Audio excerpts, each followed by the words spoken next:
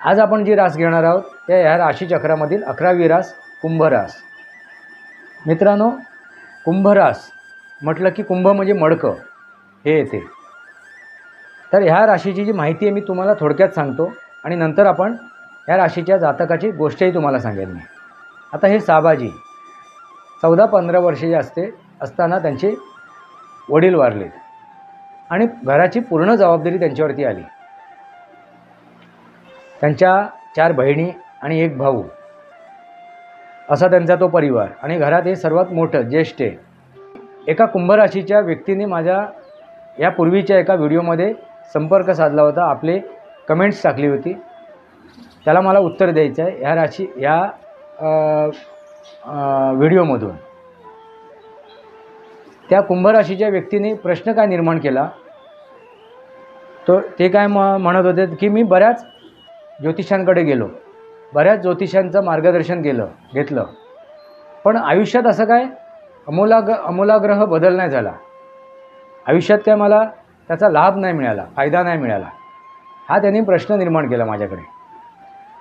मग काय नक्की काय विश्वास ठेवायचा की नाही ठेवायचा? हा जो माझा व्हिडिओ आहे तो तुम्ही कुठून पाहताय, कुठल्या गावातून, कुठल्या शहरातून, दिल्लीतून बघताय की गल्लीतून बघताय की दिल्लीतून बघताय, त्याची नोंद करावी। कुठल्या राशीचे जातक हा माझा व्हिडिओ बघतायत त्यांनी आपली माहिती द्यावी। कुंभ राशीचा जातक जर गोष्ट बघत असेल, ही माझा व्हिडिओ पाहत असेल, तर त्यांनी आपला अनुभव कमेंट बॉक्समध्ये मांडावा, म्हणजे तो माझ्यापर्यंत पोहोचेल। तुम्हाला काय शंका असतील, कुशंका असतील तर अगदी बिंदास तुम्ही आपले विचार कमेंट बॉक्समध्ये लिहू शकता आणि माझ्यापर्यंत पोहोचवू शकता। मी पुढच्या भागामध्ये त्याचं आता जसं उत्तर दिलं एका श्रोत्याचं, तसं उत्तर मी देऊन।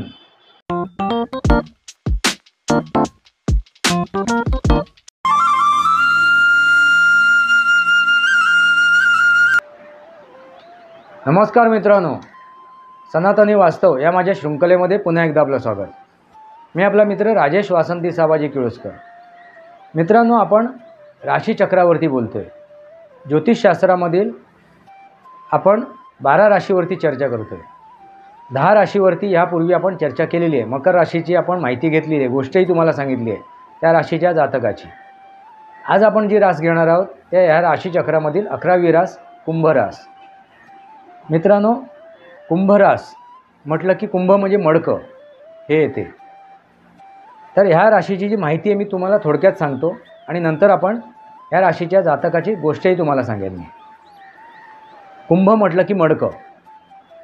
आता हे मडकं घेतलेला ते कुंभ, माठ घेतलेला एक व्यक्ती, पुरुष खांद्यावर घेतलेला असं तो चिन्ह आहे। धष्टपुष्ट असा व्यक्ती, धीरगंभीर असा व्यक्ती आणि तो माठ आहे। मित्रांनो, त्या माठात पाणी भरलेलं आहे की अर्ध आहे की तो माठ रिकामी आहे हे कोणीही सांगू शकत नाही। म्हणजे त्या माठात नक्की काय आहे, किती पाणी आहे। तो जलाचाच मठ आहे, जलकुंभच आहे, पण किती आहे पाणी हे सांगू शकत नाही, अशी ती रास आहे। याचा अर्थ तुम्ही समजून घ्या। ह्या राशीचा हा स्वभाव आहे। हा रास किती पाण्याने भरलेला आहे किंवा किती रिकामी आहे किंवा किती अर्धा आहे हे न सांगू शकतो कोणी, ते ओळखू शकत नाही। दुसरी, ह्या राशीचा जो हे आहे तत्व आहे ते आहे वायू तत्व। म्हणजे त्यांचे विचार बऱ्याच वेळा अस्थिर असतात, वाऱ्यासारखे वाहत असतात, सतत वाहत असतात, नवीन नवीन त्याच्या विचार येत असतात। तिसरं म्हणजे त्यांचा स्वामी जो आहे या राशीचा तो आहे शनी, म्हणजे तो न्यायाचा प्रतीक आहे। शनी हा न्यायाचा प्रतीक आहे। मित्रांनो, ही थोडक्यात तुम्हाला मी त्याची माहिती दिली आहे।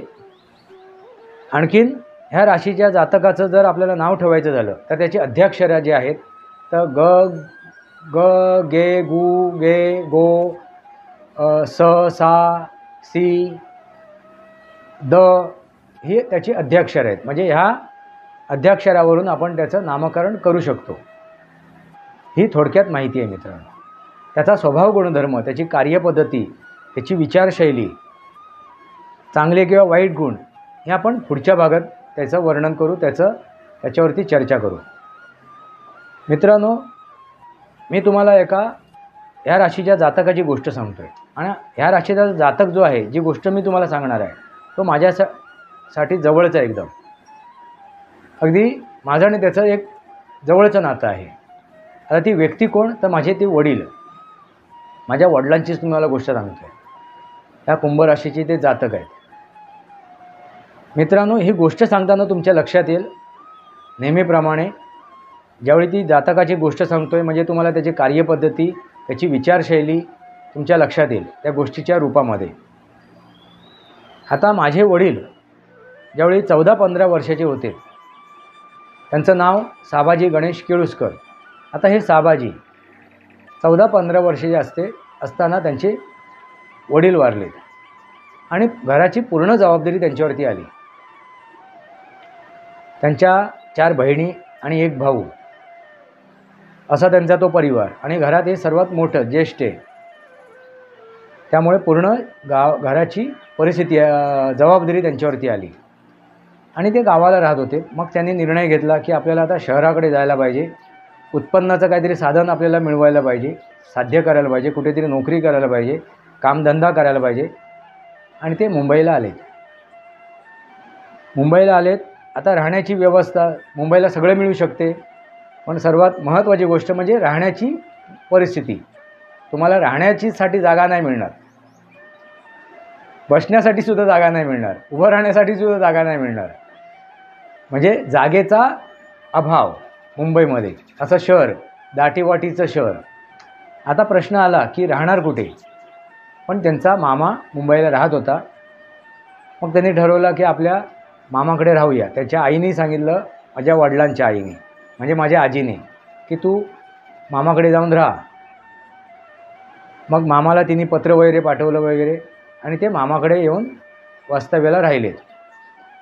मित्रांनो, आता पूर्वीची जी घरं होती मुंबईची चाळ सिस्टीममध्ये, त्या सिस्टीममध्ये जी घरं होती 10 फूट, 10 बाय 12 फूट, 10 बाय 15 फूट, 10 बाय 10 फूट अशी ती घरं. आणि त्या घरामध्ये त्यांचं कुटुंब म्हणजे जे मालक आहेत त्या घराचे, म्हणजे त्या मामाचं कुटुंब, त्यांची मुलं बाळं, त्यांची भावंडं त्या घरामध्ये राहत आहेत. त्याच्यामध्ये आता माझे वडील म्हणजे साबाजी गणेश केळुस्कर त्याच्यामध्ये ते अधिक झालेत, ॲड झालेत. आता ते प्रश्न काय होता, जेवणाखावणासाठी ते घरात बसत होते, पण झोपायची तिथे व्यवस्था नव्हती, अडचण होती. आता झोपायचं कुठे, तर झोपण्यासाठी घराच्या बाहेर असं छप्पर पुढे आलेलं, ते बैठी चाळ असल्यामुळे त्या घराचं, आणि एक माजी अशी उंचावरती घरं, एक अशी माजी, त्या माजीवरती बसायचं, उठायचं, झोपायचं सर्व तिथेच, फक्त जेवणासाठी घरात जायचं. आता अडचण कुठे होती, पावसाळ्याची. मित्रांनो लक्षात घ्या, अडचण कुठे होती, ते पावसाळ्याची. पावसाळ्यात काय व्हायचं, ते बाहेर वळकटी टाकून झोपायचे.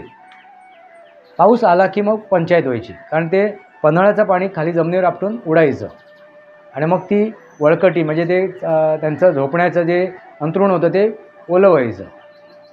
मग करणार काय, पाऊस आला की ती वळकटी गोळा करायची आणि उभं राहायचं पाऊस जाईपर्यंत. आणि पाऊस गेल्यानंतर त्या वळकटीच्या बाहेर प्लॅस्टिक लावलेलं होतं, ते प्लॅस्टिक अंथरायचं आणि मग ती वळकटी अंथरून झोपायचं. पाऊस जर रात्रभर असेल मग झाली झोप, उभ्यानी झोप काढायची. अशी त्यांची ती परिस्थिती, अशी ती अवस्था. आणि त्या परिस्थितीमध्ये त्यांनी त्या घरामध्ये, ह्या मुंबईमध्ये सुरुवातीचे दिवस काढलेत. मित्रांनो, आता नोकरीचा प्रश्न आहे आणि ते 10वी करून आले होते, नुकतीच 10वी झाली होती त्यांची, त्यामुळे नोकरी करायची. आता त्यावेळी तशा नोकऱ्या मिळत होत्या, पण एका सायकलच्या दुकानात ते सुरुवातीला नोकरीला लागले. मुंबईला आल्या सायकलच्या दुकानात, सायकल रिपेअर करणं. आणि मग तिथे ते सायकल रिपेअर करणं वगैरे हे सुरुवात झाली त्यांची, तिथे त्यांच्या आयुष्याला सुरुवात झाली. आणि मग ते करता करता करता ते हळूहळू त्यांनी वायरमनचा कोर्स केला, अभ्यास केला, वायरमॅनची माहिती मिळवली, वायरिंग कशी करायची वगैरे. मग त्यांच्या हाताखाली त्यांनी कामं केली. असं छोटं मोठं त्यांचे कामधंदे चालू होते. आणि त्याच्यावरती त्यांची जीविका, परत गावाला पैसे पाठवणं, परत पुढे त्यांच्यावरती जी जबाबदारी आहे, बहिणींचं लग्न, बहिणींचं शिक्षण वगैरे, भावाचं शिक्षण वगैरे, ही पूर्ण जबाबदारी त्यांच्यावरती आली होती आणि त्या वयामध्ये. मित्रांनो, पण ह्या राशीचा जो जातक आहे ना, हा लीलायत ती पूर्ण करतो. जर एखादा जबाबदारी त्याच्यावर पडली तर ती जबाबदारी तो पेलवतो. ह्या राशीचा ते खासियत आहे. ह्या राशीच्या जातकाची ती खासियत आहे. जर ती जबाबदारी त्याच्यावर पडली तर तो लीलायत ती पूर्ण करतो. आणि त्याच प्रकारे ह्या साबाजी गणेश केळुसकर म्हणजे माझ्या वडिलांनी ती लीलायत पार पाडली. ते नोकरी करत होते. मग गावाला जाणं, गावी आपल्या बहिणींचं बघणं, आपल्या भावाचं शिक्षण त्यांनी तिथे सुरू केलं. भाऊ लहान होता त्यावेळी त्यांचा विवाह झाला. त्यावेळेला म्हणजे वडील वारले त्यावेळी अगदी 1 वर्षाच्या आसपास त्याचा 1 वर्ष झालं होतं त्या भावाला, छोट्या भावाला. म्हणजे एकदम तो लहानच होता, त्यांचे वडील वारले त्यावेळेला. त्यामुळे तो आईच्या अंगावरचा दूध प्यायचा, म्हणजे माझ्या आजीच्या अंगावरचा, एवढी ती परिस्थिती. मित्रांनो, मग त्या आईला, त्या भावाला आणि आपल्या बाकीच्या बहिणींना सांभाळायचं, ही तारेवरची कसरत सुरू झाली त्यांची. आणि परत त्यांचा विवाह करायचा आहे. आणि एखाद्या महिलेचं, एखाद्या मुलीचं किंवा आपल्या बहिणीचं विवाह करणं म्हणजे ते एक दिव्य परीक्षा झाली ती.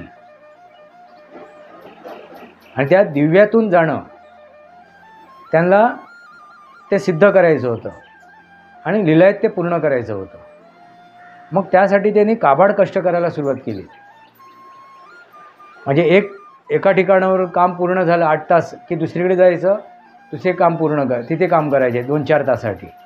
आणि पैशाची आवश्यकता आहे. आर्थिक परिस्थिती कमजोर झाली होती, कंडम झाली होती, अचानक सर्व प्रसंग त्यांच्यावरती ओढवल्यामुळे. आणि मग हा त्यांचा तो प्रवास सुरू होता. ह्या प्रकारे ते मग आपल्या कुटुंबाचं पालनपोषण करत होते.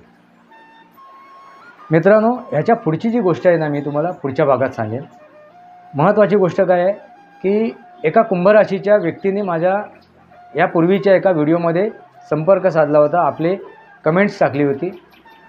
त्याला मला उत्तर द्यायचं आहे ह्या व्हिडिओमधून.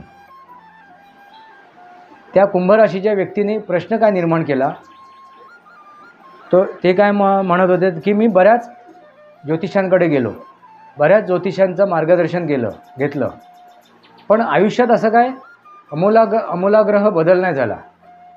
आयुष्यात काय मला त्याचा लाभ नाही मिळाला, फायदा नाही मिळाला. हा त्यांनी प्रश्न निर्माण केला माझ्याकडे. मग काय नक्की काय, विश्वास ठेवायचा की नाही ठेवायचा? मित्रांनो, महत्त्वाची गोष्ट म्हणजे काय, ज्योतिषशास्त्र हे विज्ञान आहे, हे शास्त्र आहे, हे थोतांड नाही आहे. पण काही ज्योतिषाने, काही हे ज्योतिषी भविष्य सांगणाऱ्याने ह्या शास्त्राला बदनाम करून ठेवलेलं आहे. त्यांनी दुकानं उघडून ठेवली आहेत. पैसे कमवायचा त्यांनी एक जरिया निर्माण केलेला आहे. त्यामुळे एखाद्याचं जर नुकसान झालं किंवा त्याचा फायदा झाला नाही, त्याच्यातून त्याला काय निष्पन्न झाला नाही, तर ती गोष्ट बदनाम होते. पण ज्योतिषशास्त्र हे अगाध शास्त्र आहे, दिव्य शास्त्र आहे. मित्रांनो, मी त्या माझ्या मित्राला, त्या श्रोत्याला सांगू इच्छितो की तुम्ही ज्या ज्या ज्योतिषाकडे गेलात, ज्या ज्या ज्योतिषाने तुम्हाला मार्गदर्शन केलं, ते बरोबर आहेत की चूक आहेत, ते ज्ञानी आहेत की अज्ञानी आहेत, याच्यावरती मी चर्चा नाही करणार. पण महत्त्वाची गोष्ट काय आहे, ज्योतिषशास्त्र जेवढे आपण बघतो त्यावेळी भविष्य एखादा सांगत असेल की तुमच्या आयुष्यामध्ये एवढ्या गाड्या घोड्या आहेत, एवढे बंगले आहेत, एवढ्या जमीन जुमल्या आहेत, एवढा पैसा अडका आहे, तुम्ही करोडपती होणार किंवा तुम्ही रोडपती होणार. ह्या ज्या गोष्टी आहेत ना मित्रांनो, त्या आपल्याला त्याच्या कुंडलीनुसार, त्याच्या ह्याच्यानुसार समजतात की त्याच्या आयुष्यात काय काय घडणार आहे, काय काय परिस्थिती निर्माण होणार आहे. पण त्यानंतर जर आपल्याला ते आयुष्य घडवायचं असेल तर त्या जातकाच्या हातात असते. आजचं वर्तमान तेच उद्याचं भविष्य. म्हणजे जो जातक आहे तो जो काय निर्णय घेणार आहे, ज्या राशीचा जातक आहे तो जो काय निर्णय घेणार आहे त्या निर्णयावरती अवलंबून असते, त्याच्या कार्यपद्धतीवरती अवलंबून असते. तो करोडपती होणार की रोडपती होणार. आता हे जर समजून घ्यायचं असेल तर पहिल्यांदा महत्त्वाची गोष्ट म्हणजे त्याच्या आयुष्यात येणाऱ्या अडचणी, बॅरिकेड हे समजून घेणं गरजेचं आहे. कुठे कुठे तो अडू शकतो, कुठे कुठे तो चुकू शकतो, कुठे कुठे तो कमी पडू शकतो, कुठे कुठे त्याच्या आयुष्यात अडचणी येऊ शकतात. मग त्या अडचणींवरती मात करून आपल्याला पुढे जायचं आहे. तर त्या वर्तमानात असलेल्या अडचणी जर आपण सोडवल्या, त्याच्यावरती मात केली तर आपलं भविष्य सुनहरीच असणार आहे, उत्कर्षाकडेच जाणार आहे. तर ते समजून घेणं गरजेचं आहे. म्हणून जो कोण ज्योतिषी असेल त्या ज्योतिषाने काय सांगायला पाहिजे, समोरच्या जातकाच्या त्याचा स्वभाव गुणधर्म, त्याची कार्यपद्धती, त्याची विचार शैली कशी आहे आणि त्याच्यामध्ये काय दुर्गुण आहेत, काय कमतरता आहेत, काय कमजोऱ्या आहेत हे त्याला सांगायला पाहिजे. जर या कमतरता कमजोऱ्या त्या जातकाने जर सोडवल्या, पूर्ण केल्या, त्याच्यातून मार्ग काढला, त्याच्यातून आमूलाग्र बदल आणून घडवला आपल्या आयुष्यात, तरच तो जे काय त्याला प्राप्त करायचं आहे ते प्राप्त करू शकतो आणि आपल्या आयुष्यात उत्कर्ष करू शकतो. ना की त्या भविष्याप्रमाणे त्याच्या आयुष्यात करोड रुपये येणार आहेत असला हरित्या देल खाटल्यावरी नव्हे. तिथे अमुक एका ठिकाणी करोड रुपये आहेत, त्या करोड रुपयापर्यंत पोचायला हवे ना, तरच ते मिळणार तुम्हाला. मग ते पोचण्यासाठी त्या मार्गावरती काय काय अडचणी आहेत, काय काय बॅरिकेड आहेत, काय काय अडथळे आहेत हे समजायला पाहिजे ना. ते जर समजले तुम्हाला तर तुम्ही त्या करोड रुपयापर्यंत पोचणार आणि ते अचीव करू शकाल, तुम्ही ते मिळवू शकताल, तुम्ही ते प्राप्त करू शकाल. आता मी तुम्हाला फक्त सांगितलं तुमच्या आयुष्यात करोड रुपये आहे, भविष्यात तुम्ही करोड रुपये कमावणार, पण त्या अडचणी सांगितल्या नाहीत, त्या बॅरिकेड सांगितले नाहीत, तर तुम्ही त्याच्यापर्यंत पोचू शकत नाही. ते बंद दरवाजे तुम्हाला सांगितले नाहीत तर तुम्ही त्याच्यापर्यंत पोचू शकणार नाहीत. ते योग्य मार्गदर्शन महत्त्वाचं आहे. आणि मी जे तुम्हाला मार्गदर्शन सांगतोय, मी जे सांगतोय, जे माझ्याकडे जे काय येतात आपलं भविष्य बघायला किंवा समजून घ्यायला, मी त्यांना ह्याच प्रकारे मार्गदर्शन करतो. त्याची कुंडली बघितल्यानंतर त्याच्या आयुष्यात काय काय आहे, त्याचा स्वभाव गुणधर्म कसा आहे, त्याचा विचारशैली कशी आहे, त्याची कार्यपद्धती कशी आहे ही पहिली मी समजून घेतो त्याच्या कुंडलीनुसार. आणि मग त्याच्यामधले जे त्याचे अवगुण आहेत, त्याच्या कमतरता आहेत, त्याच्या उणीवा आहेत, ते त्यावेळेला मी सांगणार की ह्या उणीवा तू दूर कर, ह्या कमतरता दूर कर, हे पथ्य पाळ. आणि हे जर तू सर्व केलंस तर जे तुझ्या आयुष्यात आहे ते तू प्राप्त करू शकतोस किंवा त्याच्यापेक्षाही 4 गोष्टी प्राप्त करू शकतोस. 100 काय 200 रुपये पण मिळतील. तुझ्या आयुष्यात 100 रुपये असतील तर तू ह्या गोष्टी जर केल्या तर तुला 200 रुपयेसुद्धा मिळतील, 500सुद्धा मिळतील, 1000सुद्धा मिळतील. पण कधी तुझं जे वर्तमान आहे ते वर्तमान तू योग्यरित्या घडवलंस तर आजचं वर्तमान तेच उद्याचं भविष्य. मित्रांनो, लक्षात आलं का? तुम्ही ही गोष्ट, हा जो माझा व्हिडिओ आहे तो तुम्ही कुठून पाहताय, कुठल्या गावातून, कुठल्या शहरातून, दिल्लीतून बघताय की गल्लीतून बघताय की दिल्लीतून बघताय, त्याची नोंद करावी. कुठल्या राशीचे जातक हा माझा व्हिडिओ बघतायत त्यांनी आपली माहिती द्यावी. कुंभ राशीचा जातक जर गोष्ट बघत असेल, ही माझा व्हिडिओ पाहत असेल, तर त्यांनी आपला अनुभव कमेंट बॉक्समध्ये मांडावा, म्हणजे तो माझ्यापर्यंत पोचेल. तुम्हाला काय शंका असतील, कुशंका असतील तर अगदी बिनधास्त तुम्ही आपले विचार कमेंट बॉक्समध्ये लिहू शकता आणि माझ्यापर्यंत पोचवू शकता. मी पुढच्या भागामध्ये त्याचं आता जसं उत्तर दिलं एका श्रोत्याचं, तसं उत्तर मी देऊन. मित्रांनो, लक्षात आलं का? ह्या राशीबद्दल मी बोलवतो, ती रास म्हणजे कुंभ रास. आता ही जी कुंभ रास आहे ही कशी आहे? धीरगंभीर आहे, ही ज्ञानपुंज आहे, ही विचारवंत आहे आणि त्यानुसारच ह्या राशीचा जातक आपलं आयुष्य कंठत असतो.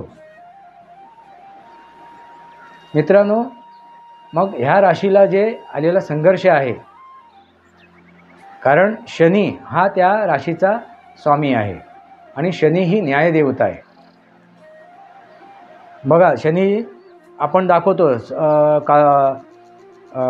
सांकेतिक स्वरूपात शनी देव दाखवतो.